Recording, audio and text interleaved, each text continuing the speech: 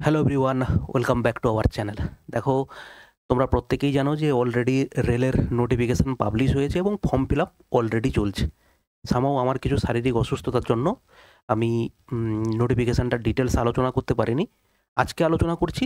যদি কেউ form fill up না করে থাকো, অথবা যদি ফর্ম ফিল আপ করে থাকো, যদি কিছু ভুল হয়ে গিয়ে থাকে, তাহলে সেখান থেকে তুমি হয়তো এখানে আমি যেগুলো আলোচনা করব সেখান থেকে তুমি ভুলগুলো যদি বুঝতে পারো, তাহলে সেগুলো তুমি সলিউশন করে নিতে পারবে। ঠিক আছে? তো চলো শুরু করি। এবং তার আগে বলতে চাই, এই ভ্যাকেন্সিটা তুলনামূলকভাবে অনেকটাই কম। ৫,৮০০ ভ্যাকেন্সি অনেকটাই কম। কিন্তু দেখো, ৪ বছর ৫ বছর অন্তর ভ্যাকেন্সি দিয়ে ৩০,০০০ ভ্যাকেন্সি ফিল আপ করা, বা ১০,০০০ ১৫,০০০ ভ্যাকেন্সি ফিল আপ করা, সেই তুলনায় প্রত্যেক বছর যদি ৫,০০০ থেকে ৮,০০০ ভ্যাকেন্সি আসে, আমার মনে হয় সেটা অনেকটাই ভালো। কিন্তু সেখানেও আবার একটা কিন্তু থাকে। যেমন সেখানে কি হয়, এরকম ধরনের যদি নোটিফিকেশান আসে, তাহলে সেখানে রিপিটারের সংখ্যা হচ্ছে কিন্তু ভাই অনেক হয়। রিপিটার মানে ধরো কেউ তার ডিজায়ারেবল পোস্ট পায়নি, বা কেউ হয়তো অন্য জোনে ফিল আপ করেছিল, ধরো মুম্বাই জোনে ফিল আপ করেছিল, সে মুম্বাইতে পোস্টিং পেয়েছে। কেউ হয়তো গুয়াহাটিতে পোস্টিং পেয়েছে, কেউ হয়তো অন্য কোনো জোনে পোস্টিং পেয়েছে। সে এবারে চাইবে, যেহেতু তার কাছে একটা সিকিউর চাকরি আছে, সে চাইবে কিন্তু হোম পোস্টিং পাওয়ার। ঠিক আছে? সেই জন্য একটা রিপিটারের, বা যারা অলরেডি সিলেক্টেড ক্যান্ডিডেট, তারা কিন্তু পরীক্ষা দেবে। এটা একটা নেগেটিভভাবে বলা যেতে পারে। কিন্তু তবুও দেখো, এরকম কিন্তু নয় যে ৩০,০০০ ভ্যাকেন্সি আছে মানে আমি শিওর পাচ্ছি। দেখো, আমি প্রিলি পাস করিনি, কিন্তু ৩০,০০০ ভ্যাকেন্সির জায়গায় ৫,০০০ ভ্যাকেন্সি কেন দিল, সেগুলো নিয়ে কিন্তু আমি চিৎকার চেঁচামেচি করছি। ঠিক আছে ভাই? এটা নয়। আগে দেখো, যে চাকরি পাওয়ার ঠিক সে চাকরি নিয়ে নেবে। অতএব আগে নিজেকে তৈরি করে নিতে হবে। ঠিক আছে? চলো শুরু করা যাক। দেখো, তুমি যদি রেলের, আমাদের রেলওয়ে রিক্রুটমেন্ট বোর্ডে যদি তুমি ওয়েবসাইটটা দেখো, সেখানে গেলে তুমি আরআরবি কলকাতা, যদি তুমি ওয়েবসাইটটা দেখো, আরআরবি কলকাতা ওয়েবসাইটটা খোলার পরে তুমি এখানে গেলে, খোলার পরে তুমি দেখবে আমাদের যে নোটিফিকেশান নাম্বারটা আছে, নোটিফিকেশান নাম্বারটা হচ্ছে এইটা, CEN 6। এটা দিয়ে ক্লিক করার পরে তুমি এখানে পাবে, দেখো, centralised employment notification notice regarding recruitment for NTPC graduate post. একটা হচ্ছে হিন্দি ভার্সান, একটা হচ্ছে ইংলিশ ভার্সান। তুমি ইংলিশ ভার্সানে ক্লিক করলে তোমার কাছে পুরো নোটিফিকেশানটা তুমি দেখতে পাবে। এই নোটিফিকেশানের ইম্পর্ট্যান্ট কিছু পয়েন্ট আছে, যেগুলো তুমি ফর্ম ফিল আপ করতে গেলে কাজে লাগবে। সেগুলো আমি ডিটেলসে তোমাকে, কয়েকটা পয়েন্ট আছে, কিভাবে ফটোর আপলোডের গল্প আছে, কিভাবে সিগনেচারের ব্যাপার আছে, সেগুলো তোমাকে আমি ডিটেলসে বলবো। তার আগে আমরা দেখে নিই যে আমাদের অ্যাকচুয়াল নোটিফিকেশানে কী কী আছে, সেটা সামারাইজ করে তোমাকে এখানে দেওয়া আছে। ঠিক আছে? দেখো, অ্যাপ্লিকেশান নোটিফিকেশান নাম্বারটা হচ্ছে CEN নম্বর 06/2025। অনলাইন অ্যাপ্লিকেশান স্টার্ট কবে হয়েছে sir? Online application already start হয়ে গেছে। দেখো, 21শে অক্টোবর থেকে স্টার্ট হয়েছে। ঠিক আছে? আর অনলাইন অ্যাপ্লিকেশান ক্লোজ হবে কবে? ক্লোজ হবে হচ্ছে 22শে নভেম্বর হচ্ছে ক্লোজ হবে। Last date for fee payment হচ্ছে কত? 22শে নভেম্বর। অ্যাপ্লিকেশান মডিফিকেশান হচ্ছে কবে? 23শে নভেম্বর থেকে শুরু হবে। Exam dates of সিবিটিস will be announced letter on the official RRB website. মোটামুটি তুমি ধরে চলো যে নভেম্বর থেকে 4 মাস, ডিসেম্বর, জানুয়ারি, ফেব্রুয়ারি বা মার্চ মাসের দিকে হয়তো পরীক্ষা হতে পারে। ঠিক আছে? একটা আমি অ্যাজিউম করে বললাম। মোটামুটি রেল এখন যেভাবে পরীক্ষাগুলো নিচ্ছে, তাতে 3 মাস 4 মাসে কিন্তু ওরা পরীক্ষা নিয়ে নেওয়ার চান্স একটা আছে। ঠিক আছে? আচ্ছা, আর একটা কথা বলি, সেটা হচ্ছে 21 তারিখ থেকে ফর্ম ফিল আপ হয়েছে, আজকের হচ্ছে 25 তারিখ। বেশি কিন্তু দেরি করো না। এই যে লাস্ট ডেট আছে, অনলাইন ক্লোজেস হচ্ছে 22শে নভেম্বর। তুমি চেষ্টা করবে মোটামুটিভাবে 10ই নভেম্বরের মধ্যে সমস্ত তোমার ফর্ম ফিল আপ কমপ্লিট করে ফেলার। কারণ শেষের দিকে এত বেশি সংখ্যক ক্রাউড হয়ে যায়, মানে এত বেশি স্টুডেন্ট ফর্ম ফিল আপ করা শুরু করে, সেই জন্য সার্ভারের প্রবলেম শুরু হয়, ফর্ম ফিল আপ হতে প্রবলেম হয়। ঠিক আছে? সেই জন্য চেষ্টা করবে মিনিমাম 10ই নভেম্বরের মধ্যে তুমি ফর্ম ফিল আপটাকে কমপ্লিট করে নিতে। ঠিক আছে ভাই? দেখো, এবারে 6টা হচ্ছে আমাদের পোস্ট আছে। 6টা পোস্ট কি? 6টা পোস্ট হচ্ছে chief commercial cum ticket supervisor, station master, goods train manager, junior accounts assistant cum typist, senior clerk cum typist আর ট্রাফিক অ্যাসিস্ট্যান্ট। এবার দেখো, এইগুলো হচ্ছে এই মেডিকেল স্ট্যান্ডার্ডটা হচ্ছে ভাই মেন।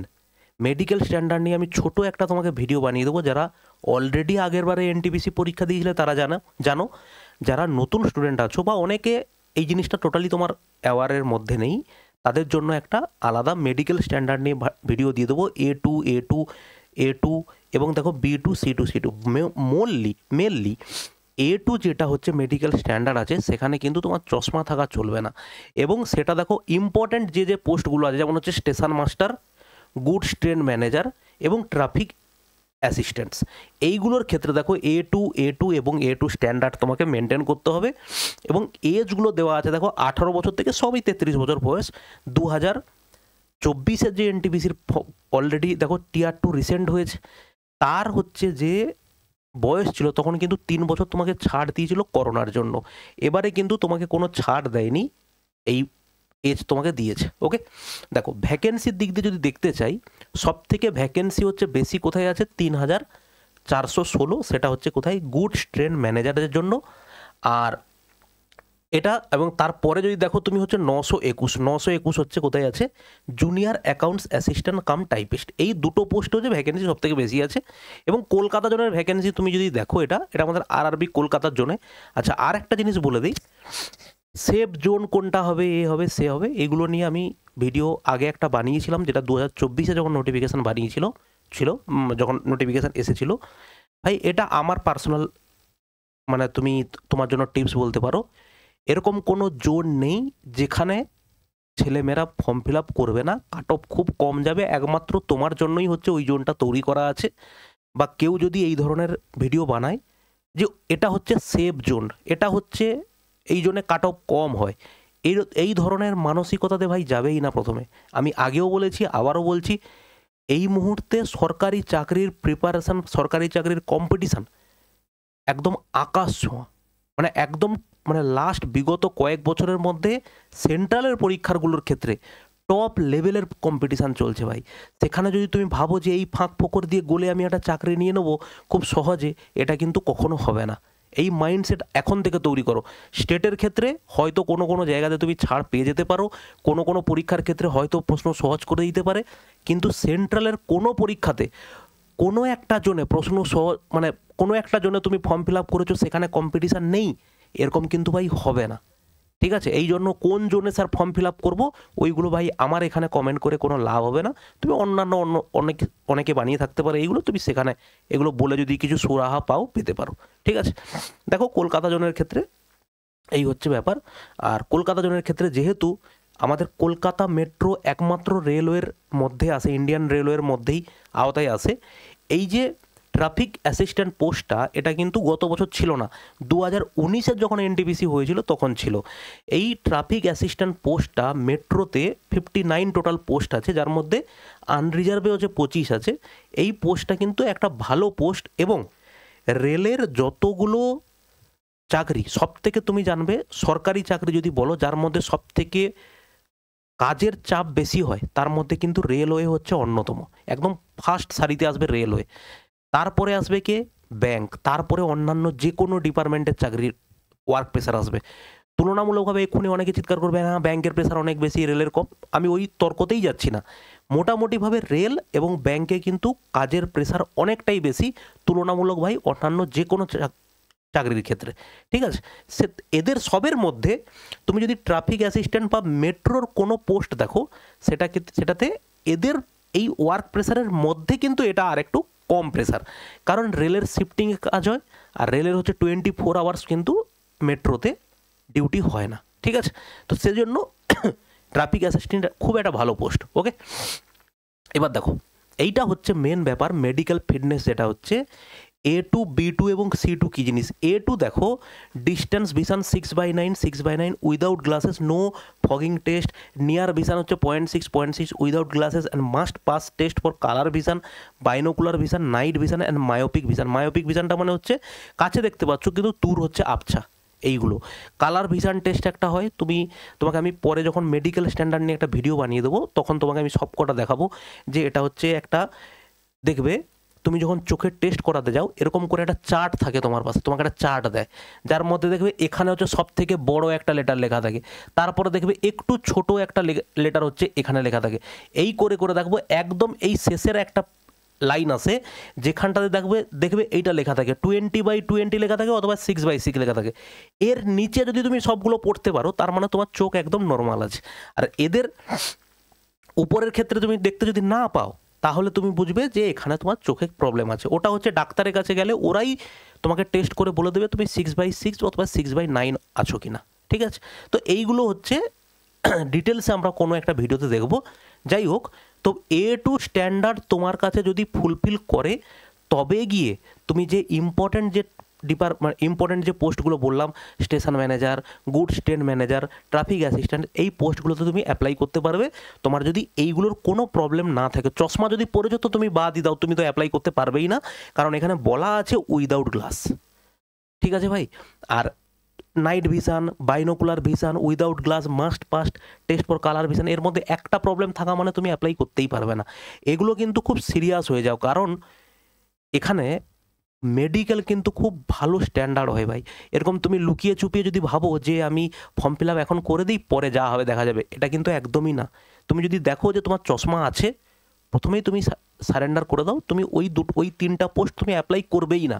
বাদ বাকি যেগুলো হয় B2 C2 তুমি সেগুলোতে অ্যাপ্লাই করতে পারো, ঠিক আছে? তো এই হচ্ছে ব্যাপার। এখানে দেখো মোটামুটি চশমা থাকলে এখানে সিতে তুমি অ্যাপ্লাই করতে পারো। বিতেও দেখো 6/9, 6/12 উইথ অর উইদাউট গ্লাসেস দেওয়া আছে, এবং এখানে দেখো পাশের ভিশন যেটা হচ্ছে 0.6 উইথ অর উইদাউট গ্লাস, মানে তুমি এখানে গ্লাস থাকলেও হবে, কিন্তু এই মেজারমেন্টগুলো তোমাকে ক্রাইটেরিয়া ফুলফিল করতে হবে, ওকে? এরপরে দেখো এজ ক্রাইটেরিয়া দেখো অলরেডি আমরা আগেই দেখেছি। এজ দেখো দেওয়া আছে কত, 18 থেকে 33 পর্যন্ত দেওয়া আছে, 18 থেকে 33 পর্যন্ত, ঠিক আছে? এবার দেখো অনেকে জিজ্ঞেস করে স্যার আমার ডেট অফ বার্থ এই, আমি কি এর মধ্যে এলিজিবল কিনা? তোমাকে পরিষ্কার দেওয়া আছে ভাই, দেখো নট আর্লিয়ার দেন 2/1/1993। তোমার বয়স যদি 2/1/1993 আগে না হয়, ঠিক আছে? 2/1/1993 থেকে কতদূর পর্যন্ত? 1/1/2008, 1/1/2008 এর মধ্যে যদি তোমার ডেট অফ বার্থ পড়ে তাহলে তুমি এলিজিবল। তুমি বলবে স্যার আমার 1/1/1993 হবে না, ঠিক আছে? আর তুমি যদি বলো স্যার আমার 2/1/2008 হচ্ছে ডেট অফ বার্থ, হবে না, কারণ এর বাইরে যাওয়া চলবে না আর এর আগে হওয়া চলবে না, ঠিক আছে? তো এই ডেট থেকে এই ডেটের মধ্যে তুমি এবার দেখে নাও তো এদের মধ্যে হচ্ছে তোমার ডেট অফ বার্থ পড়ছে কিনা, ঠিক আছে? ওকে, তো এবারে এজ রিল্যাক্সেশন কি আছে? SC ST তুমি যদি হও 5 বছরের তুমি ছাড় পাবে, OBC যদি NCL হয় 3 বছর ছাড় পাবে, আর PWBD যদি হয় 10 থেকে 15 বছর ছাড় পাবে। এডুকেশনাল ক্রাইটেরিয়া কি আছে? Graduate degree from a recognized university or its equivalent candidates must have their qualification completed by the closing date of the application November 20, 2025 এর মধ্যে কিন্তু তোমার হয়ে থাকতে হবে গ্র্যাজুয়েশন কমপ্লিট। এবারে তুমি যদি সার্টিফিকেট না পাও, অনেক সময় কী হয় তোমার গ্র্যাজুয়েশনের পরীক্ষা হয়ে যায়, রেজাল্ট বেরিয়ে গেছে, সার্টিফিকেট দেয়নি, সেটা ভ্যালিড, কিন্তু তোমার এর মধ্যে কিন্তু তুমি পাস করে থাকতে হবে, ঠিক আছে? এরপরে দেখো এক্সামিনেশান ফি কী দেওয়া আছে, সেই এদের একটা বিশাল বড় কি বলবো স্ক্যাম বলা যেতে পারে, ঠিক আছে? ভাই এই টাকাটা নেওয়ার দরকার কি আছে? তুমি যদি লোককে 400 টাকা ফেরতই দেবে তো তুমি এই টাকাটা নিচ্ছ কেন? আমার কথা হচ্ছে এটা, আমি টাকা নিলাম তারপরে ফেরত দিলাম, এরপরে কতজন যে টাকা ফেরত পায়নি তার কিন্তু কোনো হিসাব নেই। এরকম প্রচুর স্টুডেন্ট আমার আছে টাকা ফেরত পায়নি, তাহলে তারা কোথায় যাবে? এই 400 টাকা বের করার জন্য তারা কি DRM বা এখানে ওখানে সেখানে করে ছুটে তো 400 টাকা নষ্ট হয়ে যাবে, তাহলে বেকার 400 টাকাটা জলে চলে যাবে, 400 টাকা উদ্ধার করতে গিয়ে 1000 টাকা খরচ হয়ে যাবে, তাই না? তাহলে এইটা একটা বেসলেস বা ইউজলেস একটা সিস্টেম। 500 টাকা নেবো, 400 টাকা ফেরত দেবো, আবার 400 টাকা কাদেরকে ফেরত দেবো? তবে এটা আর একটা সিস্টেম বলা যেতে পারে, প্রচুর স্টুডেন্ট আছে পরীক্ষার ফর্ম ফিল আপ করে পরীক্ষা দিতে যায় না, ঠিক আছে? এরকম এইবারে সম্ভবত গুয়াহাটি জোনে ফর্ম ফিল আপ করেছিল সম্ভবত, মোটামুটি রেশিওটা এরকম যে 10 লাখ হয়তো ফর্ম ফিল আপ করেছে, পরীক্ষা দিতে গেছে 4 লাখ লোকজন, এরকম একটা ব্যাপার আছে। তো সেইগুলোর জন্য হয়তো হতে পারে, তো ওই পয়সাটা সরকারের আন্ডারে চলে গেল, ঠিক আছে। তো এই হচ্ছে ব্যাপার। আর SC ST PWD female minority EBC shall be refunded duly deducted bank charges as applicable. একটা স্টুডেন্ট, বেকার স্টুডেন্ট, তাদের পাশ থেকে আবার জিএসটি, তাদের পাশ থেকে আবার এইসব ট্যাক্স, মানে কোনো মানে হয় এইসবের? যাই হোক, কী করা যাবে আর। এবার দেখো আমাদের পরীক্ষার প্রসেস কী আছে, রিক্রুটমেন্ট প্রসেস। টোটাল 4টে প্রসেস আছে। প্রথমে তোমরা জানো যে CBD 1 হয় 100 নম্বরের, CBD 2 হবে কম্পিউটার বেসড, তারপরে হচ্ছে 3টে CBD স্টেজ 3 হচ্ছে স্কিল টেস্ট, CBT-ST और CBT-AT as applicable for specific post. যারা গুডস গার্ড বা যারা গুডস ট্রেন ম্যানেজার, গুডস গার্ডটাকে ট্রেন ম্যানেজার নাম দেওয়া হয়েছে, বা যারা হচ্ছে স্টেশন মাস্টার, যারা হচ্ছে ট্রাফিক অ্যাসিস্ট্যান্ট, তাদের জন্য একটা আলাদা সাইকোমেট্রিক টেস্ট বলা হতে পারে বা একটা টেস্ট হয়। আর যারা টাইপিং হচ্ছে, যারা কমার্শিয়াল কাম টিকিট ক্লার্ক, যারা তাদের একটা টাইপ টেস্ট হয়, সেগুলো সব দিতে হবে। এই 3টে হয়ে যাওয়ার পরে, এবং এটা হচ্ছে কিন্তু কোয়ালিফাইং ইন নেচার, তারপরে তোমার ডিবি হবে, তারপরে তোমার মেডিকেল এক্সামিনেশান হবে, ঠিক আছে। এবার দেখো CBT 1 কী আছে, general awareness 40 number, total question 100, total marks 100, 1/3 marks হচ্ছে কী হয়, ডিডাক্টেড হয় তোমার ভুল করার জন্য। Duration 90 minute, 120 minute eligible for PWBD candidates. General intelligence হচ্ছে 30, ম্যাথমেটিক্স হচ্ছে 30 নাম্বার। আমরা পরবর্তীকালে রিসেন্ট ইয়ারের হচ্ছে NTPCর এক্সামের কোশ্চেন অ্যানালাইসিস নিয়ে ভিডিও আনবো, যেখানে তোমাকে আমি দেখাবো এবং তোমাকে পিডিএফও প্রোভাইড করে দেবো। এই বছরে যে টোটাল 47টা শিফটে পরীক্ষা হয়েছে তার পিডিএফও আমি তোমাকে প্রোভাইড করবো, ম্যাথ এবং ট্রান্সলেট করা পিডিএফ, ঠিক আছে। সেখানে হচ্ছে জেনারেল স্টাডিজ, রিজনিং এবং ম্যাথ অ্যানালাইসিস কী করবো, যে কোন জোন থেকে কীভাবে প্রশ্ন এসেছে, ঠিক আছে। এবং পিডিএফটা তুমি পেলে সেখানে টোটাল সিনারিও তোমার কাছে ক্লিয়ার হয়ে যাবে, যে জেনারেল স্টাডিজ যে আমি পড়বো, ইতিহাস থেকে কটা প্রশ্ন এসেছে, কোশ্চেনের স্ট্যান্ডার্ড কেমন আছে, সায়েন্সের পার্ট থেকে কটা প্রশ্ন এসেছে, তার স্ট্যান্ডার্ড কেমন আছে, এই জিনিসগুলো আমরা আলোচনা করব, ঠিক আছে। CBD 2 কী আছে দেখো, 120 নাম্বার আছে, 50টা কোশ্চেন। দেখো সেই 50টা কোশ্চেন হচ্ছে জিকে, 5টা এবং এখানে 10টা কোশ্চেন বেড়েছে, টোটাল 20টা প্রশ্ন বেড়েছে, টোটাল 120 প্রশ্ন। টোটাল কোশ্চেন হচ্ছে 120, মার্কস 120, 1/3 হচ্ছে তোমার নেগেটিভ মার্কিং, আর হচ্ছে 90 মিনিট তোমার টাইম ডিউরেশন। টাইম কিন্তু তোমার একই থাকছে এবং কোশ্চেনের কিন্তু সংখ্যা এখানে বেড়ে গেছে, ঠিক আছে। এবার দেখো স্কিল টেস্ট, দেখো কম্পিউটার বেসড অ্যাপটিটিউড টেস্ট, যেটা CBAT, যেটা হচ্ছে post station master, traffic assistant. Requirements হচ্ছে কী আছে, achieve a minimum T score of 42 in each test battery to qualify. Typing skill test, ঠিক আছে। Junior accounts assistant cum typist, senior clerk cum typist, এদের জন্য হচ্ছে টাইপ টেস্ট একটা হবে, যেখানে ইংলিশের স্পিড তোমার 30 হতে হবে, আর 25 ওয়ার্ড পার মিনিট হচ্ছে হিন্দি হতে হবে। এবার তোমাকে একটা কথা বলি, এই টাইপিং স্কিল টেস্টটা এটা কিন্তু প্রায় প্রত্যেক পরীক্ষাতে কিন্তু এবারে ম্যান্ডেটরি হয়ে যাচ্ছে। তোমার CGL-এর ক্ষেত্রেও লাগছে, রেলের ক্ষেত্রেও লাগছে, অন্যান্য পরীক্ষাগুলোতে আস্তে আস্তে সব ম্যান্ডেটরি হয়ে যাবে, কারণ প্রত্যেকটা অফিস কম্পিউটার ছাড়া চলে না, এবং তাই জন্য তোমার স্পিডটা কিন্তু অবশ্যই ওরা চেক করে নেবে, ঠিক আছে ভাই। এই হচ্ছে ব্যাপার, আর এই হচ্ছে আমাদের syllabus. Mathematics, reasoning, general awareness, দুনিয়ার যা আছে, যা পড়েছো তুমি জানবে যে এর মধ্যে সব কিছুই তোমাকে পড়তে হবে, সেগুলো ডিটেলস আমরা আলোচনা করব, ওকে। এবারে তোমাকে যেটা বলবো বলেছিলাম সেটা এবারে আলোচনা করি। পেজ নাম্বার সম্ভবত 20-তে আছে, ঠিক আছে। আমরা চলে যাই পেজ নাম্বার 20।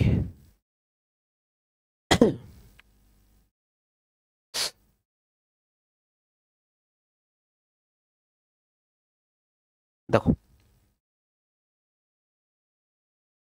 এক মিনিট,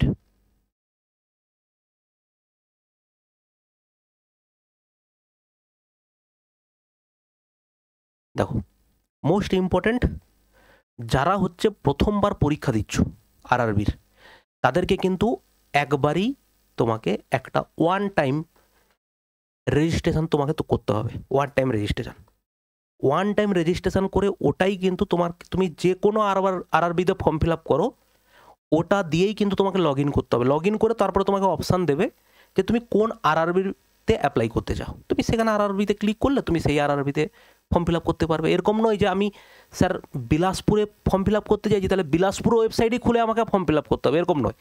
তুমি কলকাতা জোনের ওয়েবসাইট ওপেন করলে তোমাকে আমি দেখিয়ে দিচ্ছি, ঠিক আছে। জাস্ট 1 মিনিট, দেখো আমি যদি দেখি আরআরবি কলকাতা যদি ওয়েবসাইট খুলি, আরআরবি কলকাতার ওয়েবসাইট তুমি খুললে, ওয়েবসাইট খোলার পরে তুমি ধরো এখানে ফর্ম ফিল আপ করা শুরু করবে। তো এখানে ক্লিক করলে, ক্লিক করার পরে দেখো to apply various NTPC graduate post click করলে, ক্লিক করার পরে এখানে ক্রিয়েট অ্যান অ্যাকাউন্ট বলে log in, create an account, scribe registration, create an অ্যাকাউন্টে তুমি ক্লিক করবে। ক্লিক অ্যান অ্যাকাউন্টে ক্লিক করলে এখান থেকে তোমার ক্রিয়েট অ্যাকাউন্ট ক্রিয়েট হবে। তুমি যে কোনো ওয়েবসাইট, তুমি ধরো কলকাতা আরআরবিতে যে ফর্ম ক্রিয়েট করলে, তার মানে কি স্যার আমি মালদা জন্য ফর্ম ফিল আপ করতে পারবো না? অবশ্যই পারবো। তুমি এইটা ক্রিয়েট করলে, ক্রিয়েট করার পরে তুমি যখন লগ ইন করবে, তারপরে লগ ইন করার পরে তোমাকে অপশান দেবে তুমি কোন আরআরবিতে ফর্ম ফিল আপ করতে চাও। তাহলে তুমি সেই আরআরবিটা চুজ করলে, মালদা জোন করলে মালদা জোন, মুম্বাই জোন করলে মুম্বাই, ভুবনেশ্বর করলে ভুবনেশ্বর জোন সিলেক্ট করলে, তারপরে বাদ বাকি যা ক্রাইটেরিয়া চাইবে তুমি সেইভাবে ফর্ম ফিল আপ করবে। ঠিক আছে, এই হচ্ছে ওয়ান টাইম রেজিস্ট্রেশনের গল্প। এবার দেখো এখানে কি কি লাগবে তোমার।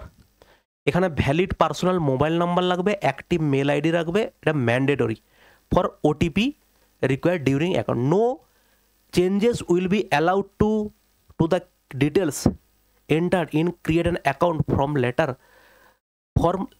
Letter including the mobile number and email ID. No changes will be allowed, কোনো মোবাইল নাম্বার, ইমেল আইডি কোনোভাবে চেঞ্জ করা যাবে না এই ওয়ান টাইম রেজিস্ট্রেশনের ক্ষেত্রে। ঠিক আছে, এরপরে কি বলা আছে, therefore candidates are strongly advise to enter all information carefully and accurately as no correction or modification will be permitted after account creation. Account ক্রিয়েশনের ক্ষেত্রে যে ইনফরমেশানগুলো দেবে ওগুলো কিন্তু তোমার যে এডিট উইন্ডো তোমাকে দেবে না ফর্ম ফিল আপের, সেখানে কিন্তু এই ওয়ান টাইম রেজিস্ট্রেশন যে উইন্ডোটা আছে ওটা কিন্তু তুমি চেঞ্জ করতে পারবে না। বাদ বাকি সব চেঞ্জ করতে পারবে, তুমি জোন চেঞ্জ করতে পারবে, তুমি ধরো অন্য কোনো কিছু চেঞ্জ করতে পারবে, কিন্তু ওটা চেঞ্জ করতে পারবে না। ঠিক আছে, এরপরে দেখো identity authentication. Candidates are strongly advised in their own interest to authenticate their identity using DigiLocker or Aadhaar during the state certificate. এটা general guideline to submission online application কি আছে দেখো, এখানে যা দেওয়া আছে এর মধ্যে ভালো করে দেখো।